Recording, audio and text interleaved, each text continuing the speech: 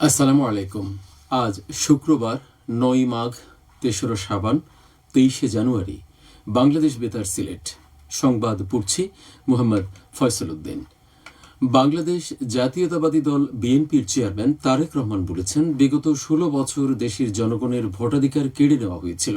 নির্বাচনের নামে তাদের অন্ধকারে ভোটের বাক্স ভর্তি এবং ভোট চুরি করে জনগণের সাথে প্রতারণা করা হয়েছিল। হত্যা, গুম, খুন, মিথ্যা মামলা দিয়ে রাজনৈতিক দলের নেতাকর্মী সহ অসংখ্য নিরীহ জনগণকে হত্যা ও নির্যাতন করা হয়েছে। উন্নয়নের নামে দেশ থেকে বিপুল পরিমাণ টাকা লুট করে বিদেশে পাচার করা হয়েছে।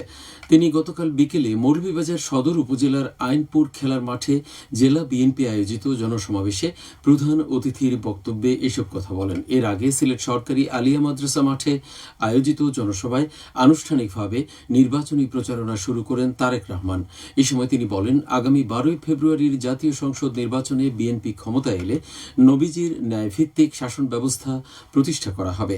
তারেক রহমান বলেন, পোস্টাল ব্যালট দিয়ে ষড়যন্ত্র হচ্ছে। ঠিক যেমন ফ্যাসিস্টরা ভোটাধিকার হরণ করেছিল, একই রকম ষড়যন্ত্র শুরু করেছে একটি কুচক্রী মহল। সিলেট, সুনামগঞ্জ জেলা ও মহানগর বিএনপি এই জনসমাবেশের আয়োজন করে। জনসভায় বিএনপির কেন্দ্রীয় ও স্থানীয় নেতৃবৃন্দ বক্তব্য রাখেন। ত্রয়োদশ জাতীয় সংসদ নির্বাচনের আনুষ্ঠানিক প্রচারণা শুরু হয়েছে গতকাল। সারা দেশে ২৯৮টি নির্বাচনী এলাকায় ১,৯৮১ জন প্রার্থী চূড়ান্তভাবে ভোটের লড়াইয়ে নেমেছেন। গতকাল থেকে শুরু হওয়া এই প্রচারণা চলবে আগামী ১০ই ফেব্রুয়ারি সকাল ৭:৩০ পর্যন্ত। আগামী ১২ই ফেব্রুয়ারি বৃহস্পতিবার সকাল ৭:৩০ থেকে বিকেল ৪:৩০ পর্যন্ত স্বচ্ছ ব্যালট বাক্সে ব্যালট পেপারের মাধ্যমে দেশের ত্রয়োদশ জাতীয় সংসদ নির্বাচন ও গণভোটের ভোট গ্রহণ অনুষ্ঠিত হবে। ত্রয়োদশ জাতীয় সংসদ নির্বাচন ও গণভোটের আগের দিন ১১ই ফেব্রুয়ারি বুধবার সাধারণ ছুটি ঘোষণার প্রস্তাব অনুমোদন করেছে উপদেষ্টা পরিষদ। গতকাল উপদেষ্টা পরিষদের বৈঠকে এই সিদ্ধান্ত নেওয়া হয়। পূর্ব ঘোষণা অনুযায়ী জাতীয় সংসদ নির্বাচন ও গণভোট উপলক্ষে ১২ই ফেব্রুয়ারি সাধারণ ছুটি থাকবে। এছাড়া শিল্পাঞ্চলের শ্রমিকদের জন্য ১০ই ফেব্রুয়ারিও ছুটি থাকবে। হিন্দু সম্প্রদায়ের অন্যতম ধর্মীয় উৎসব সরস্বতী পূজা আজ। এই ধর্মীয় উৎসবে পঞ্চমী তিথিতে বিদ্যা ও জ্ঞানের অধিষ্ঠাত্রী দেবী সরস্বতীর চরণে পুষ্পার্ঘ্য অর্পণ করবেন অগণিত ভক্ত। আজ মাঘ শুক্ল পঞ্চমী সরস্বতী পূজা। সরস্বতী আদ্যশক্তির একটি অন্যতম প্রকাশ। তিনি শ্রেষ্ঠ মাতৃকা, শ্রেষ্ঠ দেবী এবং শ্রেষ্ঠ নদী। অধুনা অন্তঃসলীলা সরস্বতী নদী আসলে তাঁরই রূপ। তত্ত্বগতভাবেও জ্ঞান তো নদী স্বরূপ এবং তাই জ্ঞান দায়িনীয় নদীরূপা। সরস্বতী বিদ্যা ও সঙ্গীতের দেবী। শিক্ষা ও সঙ্গীত, ললিত কলার সাথে যারা সম্পৃক্ত তারা সরস্বতীকে আরাধনা করেন। এছাড়াও জ্ঞান, বুদ্ধি ও বিচার বিবেচনা বৃদ্ধির জন্য শিক্ষার্থী ছাড়াও সর্বসাধারণ এই পূজা করেন বিধায় হিন্দুদের কাছে একটি অন্যতম প্রধান উৎসব এটি। এদিন স্কুল, কলেজ সহ সমস্ত শিক্ষা প্রতিষ্ঠানে এবং বাড়িতেও এই পূজা আয়োজন করা হবে। কৃষিভূমি সুরক্ষা এবং দেশের খাদ্য নিরাপত্তা নিশ্চিত করতে ভূমি ব্যবহার নিয়ন্ত্রণ ও কৃষিভূমি সুরক্ষা অধ্যাদেশ ২০২৬ জারি করেছে সরকার। নতুন আইনের ফলে এখন থেকে ৩ বা ততোধিক ফসলি জমিতে তামাক চাষ সম্পূর্ণ নিষিদ্ধ করা হয়েছে। একই সাথে অনুমতি ব্যতীত কৃষিভূমি অকৃষিকাজে ব্যবহার দণ্ডনীয় অপরাধ হিসেবে গণ্য হবে। আইন অমান্য করে বিশেষ কৃষি অঞ্চলে ক্ষতি করলে সর্বোচ্চ ৩ বছরের কারাদণ্ড ও ১০ লাখ টাকা জরিমানার বিধান রাখা হয়েছে।